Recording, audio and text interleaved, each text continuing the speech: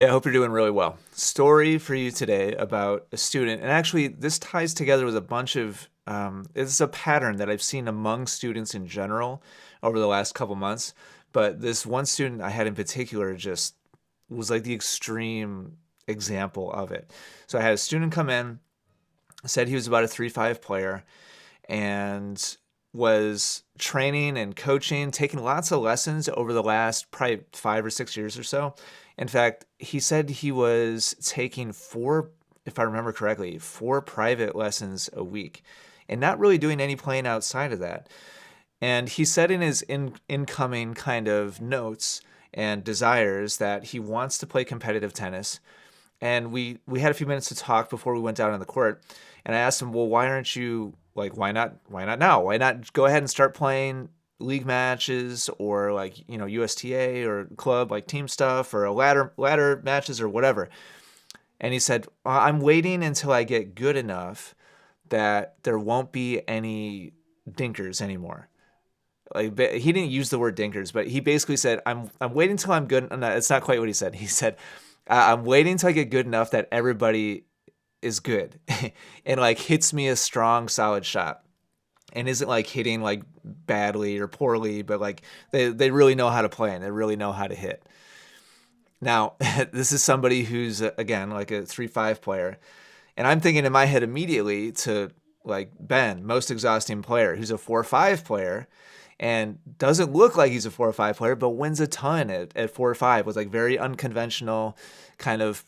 I don't want to call him a pusher exactly, but I opened my laptop and I said, well, what do you think about this guy? And I showed him some point play of Ben. He was like, wow, it doesn't look like he really knows how to swing or hit the ball. And everything he's hitting is like really weak. And he's just kind of like pushing it back. And I said, yeah, that's a 4 or 5 player. Like this is somebody who's way better, than you are. I'm paraphrasing right now. But this isn't like the type of tennis that you have in mind, right? Like you want to play good players, right? And I'm being very gentle about this, and I could see like the wheels like turning in his head. We went down to the courts and we went through my normal evaluation, where I had him hit with the ball machine. I grabbed iPad footage of his all his strokes, his forehand, his backhand, his volleys, his serve. We played some points together. During the ball machine hitting, he looked pretty comfortable and he looked pretty competent.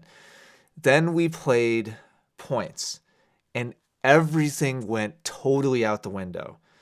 He looked relatively, like I said, comfortable, competent. Like I could see he had some good habits and obviously some things to work. And just like anybody, like I could see he had some rough edges and things to work on. But I could tell, he'd practiced a lot. He knew how to hit good shots when the ball was in his strike zone. And that now we're getting around to like the punchline here. But when we played points, and I'm so happy. I started doing this as a standard part of my evaluation. I don't know, probably 3 years ago, 4 years ago, and I'm so happy I have because all of a sudden he just couldn't hit a ball in the court. Now, listen, I've been coaching as my career for over 20 years, and all tennis coaches who are really experienced know how to just put the ball in the right spot and let their student be comfortable. All coaches also have this ability to give their students points without like throwing it and just like missing on purpose, but in the way that we move, the way that we set up the point, the way that we hit the ball back to our students, so that we can massage it and work it out, so that no matter what level our student is, we can figure out how to like give them some points, right? I'm telling you, I tried to give this student points. We played, I think 6 games. Yeah, we played 6 games together. Normally, I do 4 games as part of my evaluation. They serve 2 times, I serve 2 times, 4 games. That went by so fast, and I'm not sure he won a point. He may have won 1 point in those 4 games. And I was like, I told him we were going to play four, but after the fourth game, I was like, you want to play a couple more? And he actually brought it up. He said, you're going to let me like, um, you're going to let me try to redeem myself, right? And I was like, yeah, sure, sure. Let's play some more points. Don't worry. It just happened. It was over like in a couple minutes. So we played 2 more, and it was the same thing. So So here's like the lesson. Here's the lesson. So, and again, this is kind of an extreme example, but this attitude is very pervasive among tennis players in general. His attitude was, I don't want to play against bad players. I want to play good tennis against good players.